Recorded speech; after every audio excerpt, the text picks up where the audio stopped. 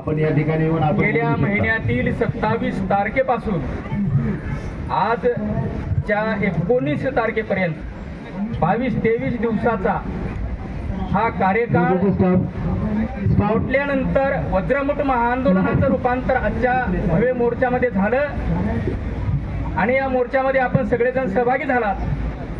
ठीक आहे. आपलं सगळ्यांचं अभिनंदन करतो, आभार मानतो. भावांनो, हे आंदोलन गेल्या 25 ते 30 वर्षापासून सातत्यपूर्वक रस्त्यावरची लढाई, समाजाची रोटी खाऊन, समाजाच्या पैशावर, समाजाच्या बळावर डॉक्टर रामचंद्र भराडे साहेब आणि त्यांचे सर्व आम्ही सहकारी यांनी हे इथपर्यंत हे आंदोलन आणलेलं आहे. समाजाला स्वाभिमान, समाजाला निर्भीड बनवण्यासाठी, शासनाचा हेतू समाजाला आपल्या पायावर उभं करण्यासाठी हे लोकसौराज्य आंदोलन काम करते आहे. माहित नसेल. अनेक पदयात्रा, अनेक रस्ता रोको, अनेक उपोषणे, धरणे, विविध पद्धतीने विविध अंगाने लोकसौराज्य आंदोलनाच्या माध्यमातून आरक्षण उपवर्गीकरणाच्या मागणीला घेऊन महाराष्ट्रामध्ये सातत्याने लढलेलं आहे, लढत आहे. आणि म्हणून आरक्षण उपवर्गीकरण हे 3 वर्ष किंवा त्यापेक्षा जास्त एका आपल्या हक्काचं आहे, अधिकाराचं आहे. तर त्याच्या आजूबाजूच्या लोकांच्या ओळखी होतील शासनालाही चांगल्या प्रकारे माहीत आहे आणि ज्या ठिकाणी सरकारलाही चांगल्या प्रकारे याची जाणीव आहे. त्याचं काम आहे त्या ठिकाणी एकच व्यक्ती राहिला परंतु ते काम करण्यासाठी या विषयावर इथलं सरकार लोकांकडून पैसे घेईल. एक महत्वाचं पाऊल उचलत नाही किंवा निर्णायक भूमिका घेत नाही. एकाच पदावर सरकारला आपली भीती नाही, 3 वर्षापेक्षा जास्त राहिला अशा पद्धतीचं चित्र महाराष्ट्रामध्ये झालेलं आहे. त्या कारण संस्थेमध्ये त्याचा दबदबा तयार विविध होईल. अंगाने अनेक आणि लढाया आरक्षणाच्या या ठिकाणी लढण्याच्या नंतर रक्त सांडलं, मुंबई सारख्या ठिकाणी लाठी हल्ला झाला, पोलिसांचा मार खाला. आजचं आंदोलन आपण तर सगळ्यांनी बघितलं. हे सगळं लेखाजोखा आपल्याला माहित आहे, महाराष्ट्राला माहित आहे. परंतु अनुसूचित जातीच्या आरक्षणात प्रभाकर वर्गीकरण करण्यासाठी काही अधिकार आहेत का? सरकारकडे सगळा डाटा आहे, सरकारकडे सगळ्या गोष्टी आहेत. नाहीये. आणि अण्णाभाऊच्या जयंतीदिनी 1 ऑगस्ट 2024 ला एखाद्या या देशाच्या सर्वोच्च घटनापीठाने अनुसूचित जातीमध्ये आणि जमातीमध्ये प्रभाकर वर्गीकरण करण्याचा अधिकार त्या स्थानिक राज्याला आहे असं म्हटल्याच्या नंतर त्यांचे अरे कर्नाटक असेल, आंध्र प्रदेश असेल, तेलंगणा असेल, पंजाब असेल, हरियाणा असेल, तामिळनाडू असेल, या विविध राज्याची मागणी होती. त्याबरोबर महाराष्ट्राची मागणी आहे. या विविध राज्यामध्ये यांची अंमलबजावणी तिथल्या मुख्यमंत्र्यांनी केली. परंतु इथला मुख्यमंत्री का करत नाही? पेशंट आला याला वेळ का लावतो? याचे सुद्धा प्रश्न निर्माण झालेले आहेत. हे आपण समजून घेणं डोळसपणे जागृत राहणं आता या काळाची गरज पडलेली आहे असं मला वाटतं. दिलेल्या भेटवस्तू स्वीकारत नाही, आरक्षण वर्गीकरण स्वीकारत नाही. हे जाती जातीमध्ये भांडण लावायचा विषय तर नाहीच नाही. आरक्षण उपवर्गीकरण कुणाच्या हिशाच्या खाण्याचा सुद्धा विषय अजिबात नाही. आरक्षण उपवर्गीकरण कुणाचं तरी कमी करून कुणाला तरी जास्त देण्याचा सुद्धा विषय नाही. आणि आरक्षण उपवर्गीकरण हे आरक्षणचा अजेंडा सुद्धा नाही. गरिबीतून आलेले आज काही टीका होत आहेत त्या पद्धतीने. माझं म्हणणं असं आहे की मुख्यमंत्री होशमध्ये आला पाहिजे. नाही जर असेल आपल्यासाठी लागू होईल का? तर त्या मुख्यमंत्र्यांनी लक्षात घ्यावं, या देशासाठी आमचं रक्त सांडलेलं आहे. हा अधिनियम आपल्याला लागू आमच्या पूर्वज या देशामध्ये गाडले गेलेले आहेत. या देशाचा वैभव उगाच काही गोडीनं गुलाबीनं मागून भीक मागून विवचना करून मिळालेलं नाही, तर संघर्ष करून अधिनियम बनवला लढून त्यापैकी कुठलंही कारण प्रयत्नातून मिळालेलं आहे. लागू आणि म्हणून माझा सवाल आहे, आरक्षण उपवर्गीकरण हे झालं पाहिजे.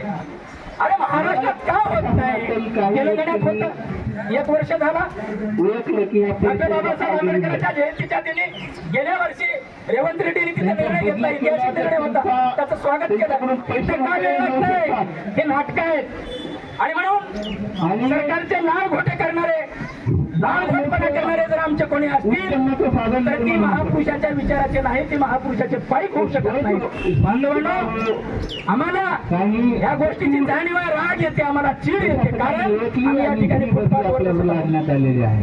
आम्ही फुटपाथवर झोपत आहोत. आंदोलन करत आहोत. आम्ही आज समाजाला शिकवण्याचा प्रयत्न करत आहोत, स्वाभिमान देण्याचा प्रयत्न करत आहोत. ना की कोणी आमच्या मागे बसले नाही, मुंबईतून ना कुठला पक्ष नाही, ना कुठला आमदार नाही. इथं बसलेले सगळे लोक हे आमच्यासाठी आमदार आहेत, खासदार आहेत, मंत्री आहेत. कारण हे बळ जर आम्हाला कुठून मिळालं असेल तर आमच्या महापुरुषांच्या विचारातून, कृतीतून मिळालेलं आहे. आणि हे कृती, ही वाटचाल आपल्याला पुढेही करायची आहे. आणि म्हणून ही न्यायाची मागणी मुख्यमंत्र्यांनी ऐरणीवर आणावी, विषयामध्ये घ्यावी, सभागृहामध्ये हा विषय मांडावा. लवकरात लवकर हे मार्गी लावला प्रश्न तर आम्ही या ठिकाणी न्यायाच्या प्रक्रियेमध्ये येऊ. आरक्षण उपवर्गीकरण अन्याय की अन्याय न्याय आहे, ही सामाजिक न्यायाची भूमिका आहे. आपल्याला ही बाबासाहेबांनी सांगितलेली, बुद्धाने सांगितलेली, छत्रपती शाहू महाराजांनी निर्माण केलेली ही समता प्रस्थापित करण्याचा आरक्षण उपवर्गीकरणाचा विषय आहे. बंधुभाव निर्माण करणारा हा विषय आहे. आरक्षण उपवर्गीकरण सर्वांना समर्पण करणारा विषय आहे. आणि जे लोक हजारो वर्षापासून गुलाम होते, हजारो वर्षापासून आरक्षणापासून वंचित आहेत, परंतु या लोकांना, त्या जात समूहांना, त्या घटकांना सामाजिक न्यायाच्या मुख्य प्रवाहामध्ये आणणारा विषय आहे. म्हणून हा विषय आमच्या पोटतिडकीचा आहे, आमच्या येणाऱ्या भविष्याचा आहे, आमचे मुळे घडणारा हा विषय आहे. हा विषय आमच्यासाठी अतिशय महत्वाचा आहे आणि हा विषय आपण घेऊन लढलं पाहिजे. आम्ही लढत आहोत. आपण सहकार्याची भावना ठेवा. हे आंदोलन बिलकुल न्याय मिळवून घेतल्याशिवाय आणि न्याय मिळाल्याशिवाय आंदोलन थांबणार नाही, हा इशारा मी आपल्याला देतो. माझ्याबद्दल मी काही जास्त सांगत नाही, कारण आपण सगळ्यांनी बघितलेलं आहे. आम्ही हे काही करू शकतो, हे सरकारला आम्ही दाखवू शकतो. थोडं फळ तर द्या रे बाबा, थोडं फळ द्या. उपाशी बोलतोय आम्ही, उपाशी आपल्याला ताकद नाही, हिंमत नाही. आम्ही उपाशी सुद्धा लढू शकतो. अरे या महाराष्ट्रामध्ये संचालकांनी किंवा आयुक्तांनी अतिशय चांगले परिस्थिती चांगली नसताना त्या परिस्थितीमध्ये हा नेता घडला. बुद्धिजीवी नेता आहे, डॉक्टर, PhD डॉक्टर आहे आणि संघटनेचं काम करतोय, कार्यकर्ता पोचतोय आणि बिलकुल प्रॅक्टिकल वर्क करतोय. कुठलेही असे अनुपाडूचे काम करत नाही. हे महाराष्ट्राला समजून घेतलं पाहिजे. हे महाराष्ट्राला लय मोठी, हे काय लय मोठी उपलब्धी आहे. डॉक्टर रामचंद्र भरांडे म्हणजे ही महाराष्ट्राची उपलब्धी आहे. महाराष्ट्राला समजून घ्यावं, ही अभिमानाची गोष्ट आहे. कारण आमच्यासारखी लोक पगार नसताना आम्ही काम करत आहोत. बांधवांनो, पगार नसताना कुठलीही पगार नाही, कुठली फाईल नाही, कुठली शाळा नाही, कुठलं घर नाही, कुठलीच योजना नाही. आम्ही उपेक्षित आहोत, परंतु हक्काची लढाई नाही, लढत आहोत, लढणार आहोत आणि समाजाला नक्कीच न्यायाच्या शिखरावर घेऊन गेल्याशिवाय ही संघटना ठाणे साहेब असतील आणि आपण सगळेजण असं थांबायचं नाही. एवढंच